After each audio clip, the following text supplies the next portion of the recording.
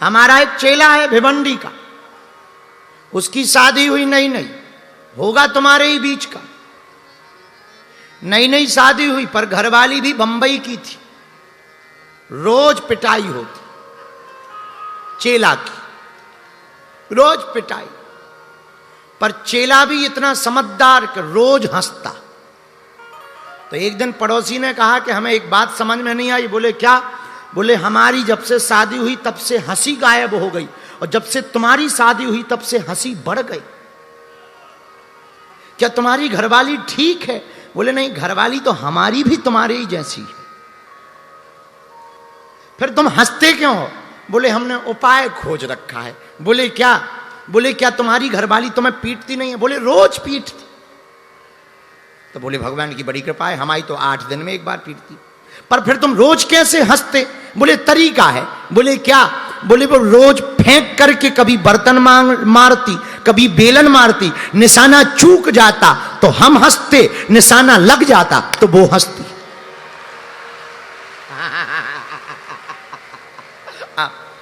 चूक जाए तो हम हंसते, पर लग जाए तो वो हंसती है, पर घर से हंसी गायब नहीं होती। ऐसे ही तुम लोग हो। कुछ लोग ऐसे भी हंस रहे, अरे इसे हंसना कहेंगे, इसे हंसी खुशी की जिंदगी कहेंगे। बनावटी जिंदगी है, बनाई भाई उधार की जिंदगी है। जिंदगी तो वो है कारण कुछ भी ना हो पर ठहाका लगते रहना चाहिए। मेरे पागलों, संपत्ति के नाम पर कुछ भी ना हो, पर मेरे पागलों अपने माता पिता के साथ रोज शाम को भोजन होना चाहिए। तुम्हारे मकान बड़े हो या ना हो, पर दिल बड़ा जरूर होना चाहिए। ये जिंदगी है। और एक बात और कह दें, तुम करोड़ों का पैंट पहन लो, लाखों का। अब आजकल तो पैंटों को अभी बड़ा गजब का जमाना, फटे चल रहे। हमारे जमाने में फटे कपड़ा पहन ले तो गरीब माना जाता था, आज के जमाने में फटे कपड़ा पहन ले तो अमीर माना जाता है।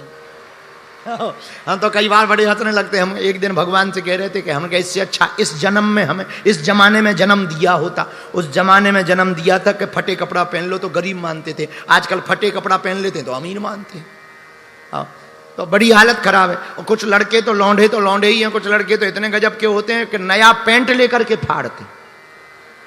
हाँ, हम पूछते हैं उनसे ये क्या है? अरे बोले आजकल ट्रेंडिंग है, बड़ा गजब का ट्रेंडिंग है। तो बड़ी हंसी आती है। ऐसे ऐसे भी लोग हैं। तो आजकल विचित्र जमाना आ गया। हम आपसे यही कहना चाहते हैं मेरे पागलों, संपत्ति हो या ना हो, पर माता पिता तुम्हारे घर से बाहर नहीं होने चाहिए। अमीर वो नहीं है जिनके मकान बड़े हैं, जिनके घर बॉडीगार्ड लगे हैं, या काम वाले लगे हैं, या काम वाली बाई लगी हुई है। अमीर तो वो हैं जिनके माता पिता दरवाजे पर बैठकर खिलखिलाकर हंसते हैं। तो हम आपको कहना ये चाह रहे, ये जिंदगी है, इसका नाम जिंदगी है, जिसमें मुस्कुराहट है, जिसमें हंसी है, जिसमें खुशी है, जिसमें कुछ ना होते हुए भी बहुत कुछ है। महाराज ये कैसे संभव होगा? कितनी पागलों जैसी बातें करते। भगवान अपने तो हैं, और जब भगवान अपने हैं तो उन्होंने पूरी दुनिया बनाई, और वो दुनिया का मालिक अपना है। इससे बड़ी खुशी क्या हो सकती है? बाकी संतुष्टि तो अमीरों को भी नहीं है, वो भी टेंशन में ही है। तो सबसे बड़ी संतुष्टि है कि भगवान हमारे हैं, हम भगवान के हैं। तो भगवान मिलेंगे कब? जब भक्ति आएगी। भक्ति कब आएगी? जब संतों के साथ बैठेंगे। पर अब प्रश्न उठता है कि संत कहां मिलेंगे, पहचान कैसे करें कि ये संत? तो संतों की भी पहचान सरल है, पहले भी बताई फिर बताते हैं। जो अपनी पूजा करवाए वो संत नहीं है, जो तुम्हारी बाहें पकड़कर भगवान की पूजा करवाए उसे संत कहा जाएगा। अब प्रश्न है कि ऐसे संत खोजें कहां? वो खोजने से नहीं मिलते हैं, वो तो श्रद्धा उत्पन्न तुम कर लो, अपने आप तुम्हारी नजर में आ जाएंगे। एक बात और पूछो। क्या? जोर से पूछो, और जोर से पूछो। तुम अगर संत के पास जाओगे तो तुम्हें एक फ्री में और मिलेंगे। पूछो कौन? साधु संत के तुम रखवारे, असुर राम दुलारे। अगर तुम संत के पास जाओगे तो तुम्हें हनुमंत मिलेंगे, और हनुमंत अगर मिल जाएंगे तो भगवंत तो प्राप्त हो ही जाएंगे। हाँ, संत के पास जाने से हनुमंत मिलना पक्का है, और हनुमंत के मिलने से भगवंत का मिलना पक्का है।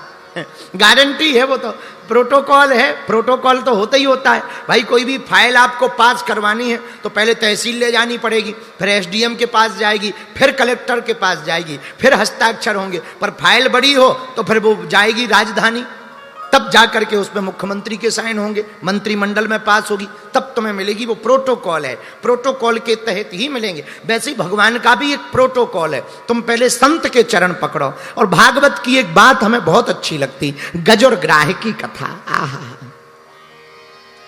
भागवत में एक कथा आती है गज की और ग्राह की। हाथी पानी में गया और पानी में पैर मगरमच्छ ने पकड़ लिया। हाथी को लगा हम तो बलवान हैं, हमारा क्या बिगाड़ेगा हलवा, हम तो ताकतवर हैं, ताकतवर होगा कोई छोटी मोटी मछली होगी देख लेंगे।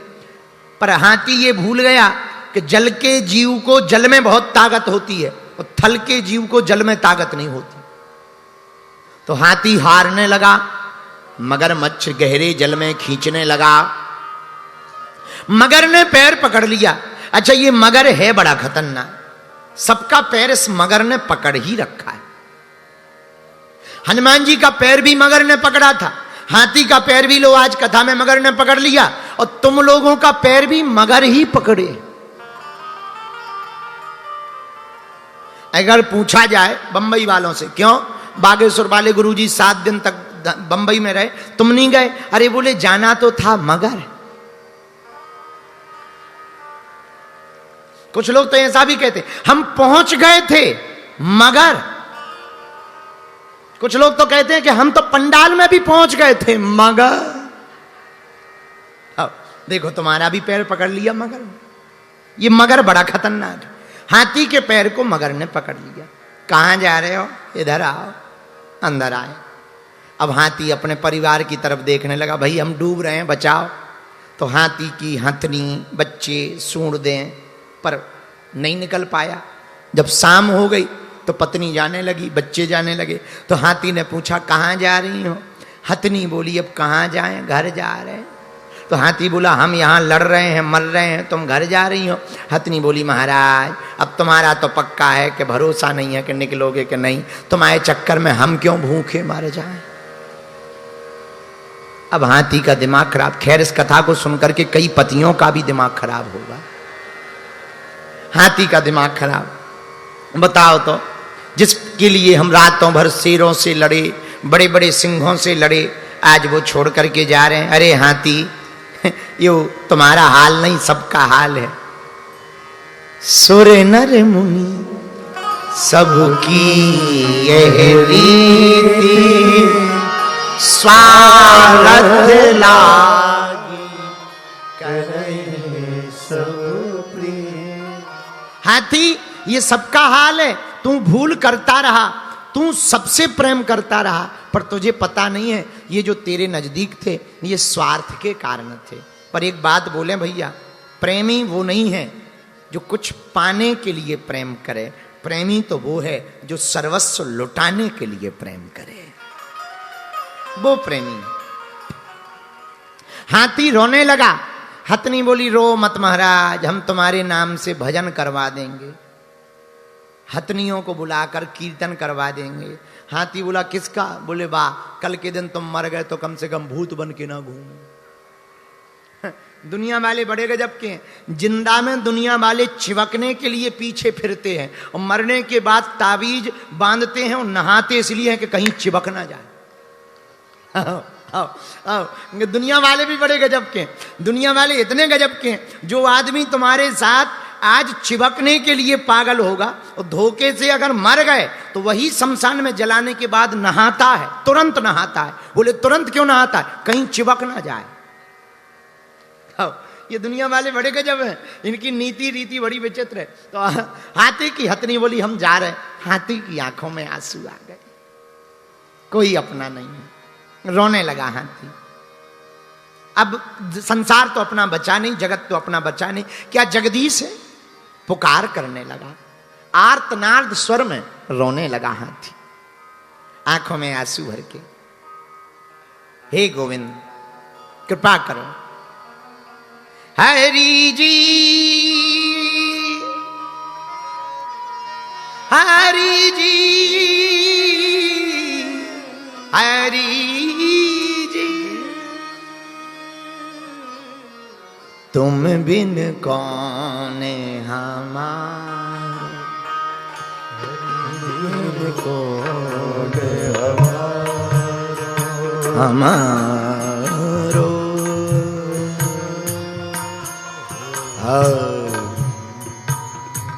तुम बिन कौन हमारो, तुम बिन कौन,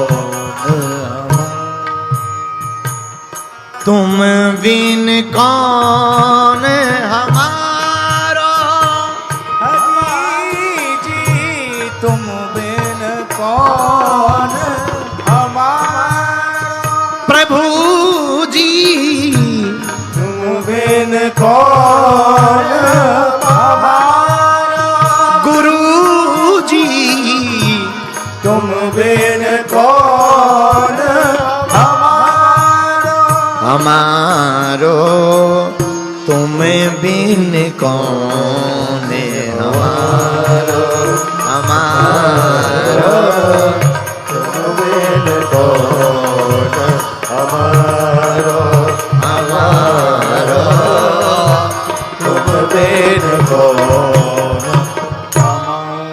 आंखों में आंसू भर करके गज रोने लगा, हे प्रभु तुम्हारे बिना कौन हमारा है। हे जगदीश जगदात्मा जगदीश्वर परमात्मा पूर्ण परब्रह्म परमात्मा अखंड ब्रह्मांड नायक, अकारण कृपा करने वाले, अकारण करुणा वरुणालय, भक्त वांछात कल्पतरु सरकार श्री जगन्नाथ महाप्रभु जगदीश महाप्रभु गोविंद दामोदर माधव माधवेती। कोई कृष्ण कहता, कोई कान्हा कहता, कोई चित्तचोर कहता, कोई माखन चोर कहता, कोई मुरली मनोहर छलिया कहता, कोई बनवारी कहता, कोई गिरधारी कहता।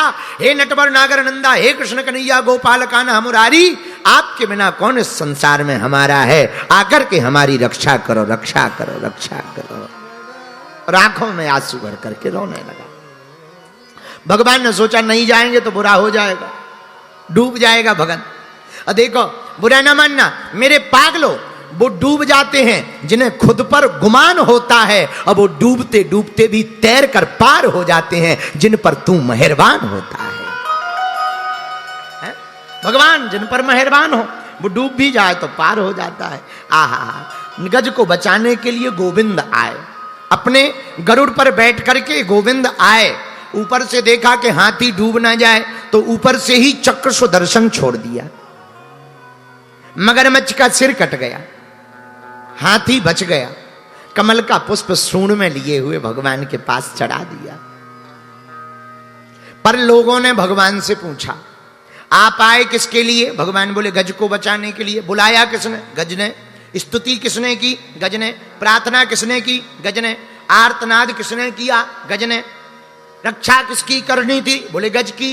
फिर लोगों ने कहा वाह, बचाने गज को आए, पुकारा गज ने, स्तुति गज ने की, प्रार्थना गज ने की, रक्षा करने गज की आए, पर सबसे पहले उद्धार आपने मगरमच्छ का क्यों किया?